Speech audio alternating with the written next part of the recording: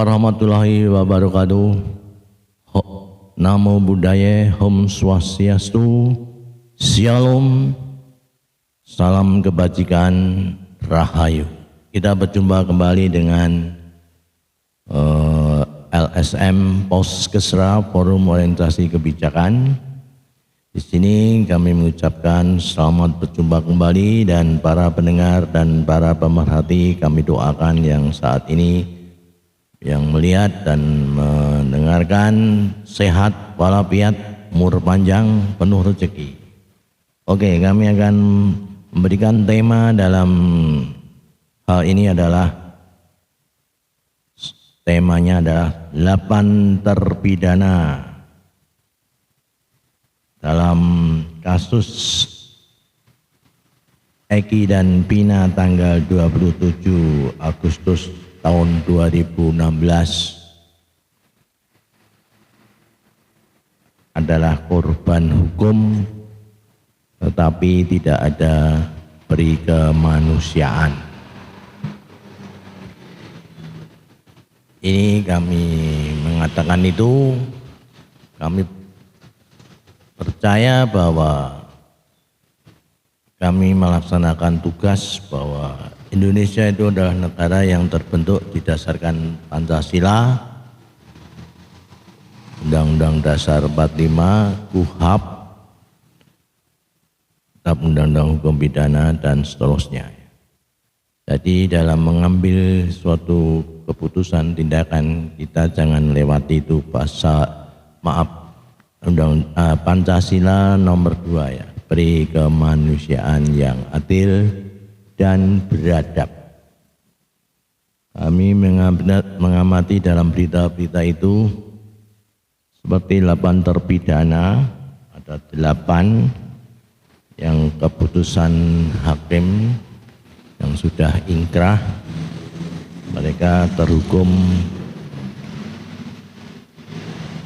hukuman seumur hidup, dan ada yang tidak, seperti Sakatatal ya, yaitu Peggy Setiawan, Sakatatal, Jaya Supriyanto, Eka Ramdhani, Rivaldi, Sudirman, Hadi Saputro, dan Eka Sandi. Mereka mengalami sudah menjalani hukuman 8 tahun, kecuali Peggy Setiawan dan Sakatatal ya, di penjara. Oh ya, Peggy Setiawan juga 8 tahun ya di penjara. Ini padahal mereka itu betul-betul tidak melakukan pembunuhan, sehingga mereka terpaksa masuk penjara karena disiksa, macam-macam, dipukul, ada yang disuruh minum air seni dan sebagainya. Ini termasuk bentuk-bentuk tanpa peri kemanusiaan. Dan ada kejanggalan-kejanggalan dalam peristiwa 8 terpidana yang menjadi korban itu. Contoh saja pasal 183 yang mengatakan bahwa suatu tindakan hukum harus perlu 2 alat bukti, dan itu dalam keputusan ingkrah hakim dalam memutuskan mereka menjadi hukuman seumur hidup, mereka tanpa CCTV, tanpa HP, tanpa sidik jari, tanpa tes DNA. Ini sudah termasuk tidak sesuai jalur hukum ya, karena dalam keputusan itu harus ada bukti, saksi, pengakuan, dan petunjuk. Tapi bukti di sini sesuai pasal 183 sudah tidak cocok. Kedua, kejanggalan lagi seperti peristiwa itu kecelakaan tanggal 27 Agustus hari Sabtu 2016 di atas flyover Kabupaten Cirebon,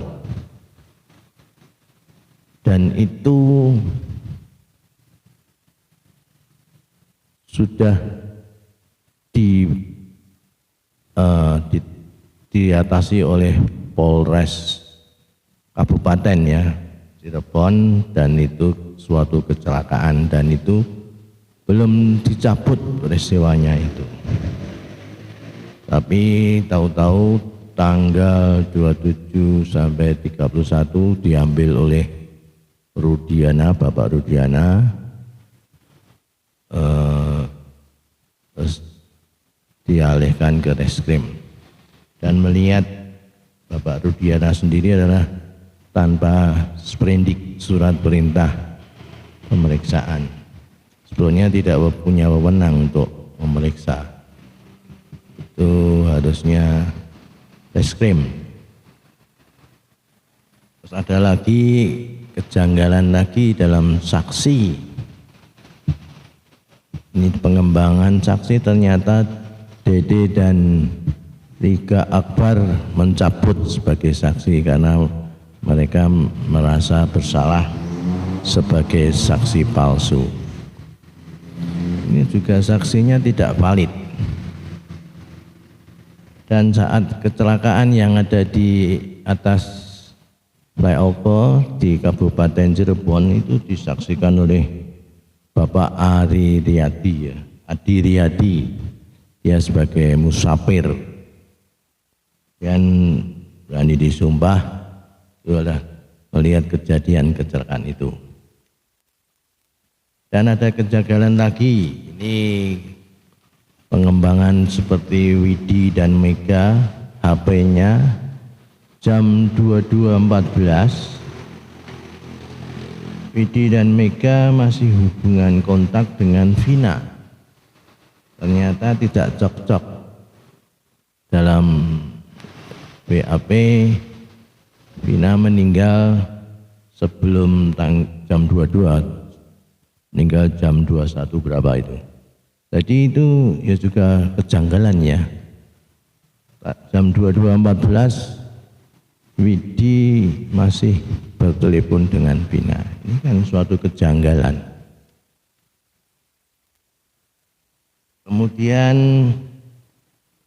ada peristiwa hilangnya Sudirman saat di lapas, diambil Polda dan terus didampingi oleh pengacara siapa itu Wilson, sehingga terpisah.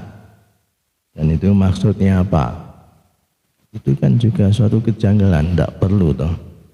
Sudah masuk lapas itu kalau diambil kecuali ada perkara baru itu diambil lagi boleh. Itu ada aturan hukumnya ya. Itu juga suatu kejanggalan. Maka seperti PW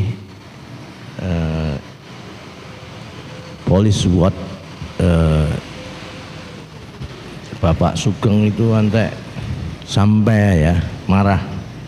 Itu pengacara Sudirman itu harusnya membela Sudirman yang namanya Bapak Besok, tapi itu malah tidak melindungi Mas, sampai usulnya IBW Bapak Sugeng supaya pengacara itu dicopot dari organisasinya.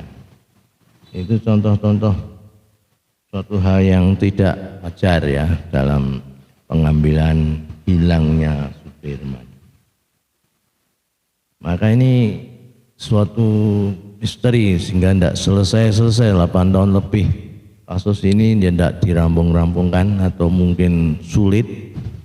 Juga PK saja nanti pengumuman 3 bulan lagi. Itu kalau Kusno bilang katanya 1000 halaman. Apa mungkin 1000 halaman dianggap sulit atau gimana? Harusnya pengambilan keputusan itu secepatnya, karena yang terpidana di penjara itu biar cepat keluar. Di penjara 1 hari, 3 hari, seminggu aja mungkin rekoso ya. banyak penderitaan batin dan fisik, letih, lesu. Nah itulah kita harus punya beri kemanusiaan. Maka APH, aparat penegak hukum, baik jaksa, Mahkamah Agung, polisi ikut prihatin. Dan ini jelas-jelas mereka itu korban hukum tanpa beri kemanusiaan. Maka kami berharap tim khusus dari Polri yang dibentuk oleh Bapak Sigit selaku Kapolri segera diumumkan lewat Humas Polri, kemudian putusan MA segera diputuskan. Semoga dunia ini tidak gelap ya, dunia ini menjadi terang gembira lepasnya 8 terpidana. Oke, cukup sekian kami statement kami untuk memberikan statement dalam hal insiden Eki Bina berakhir. Terima kasih. Waalaikumsalam warahmatullahi wabarakatuh.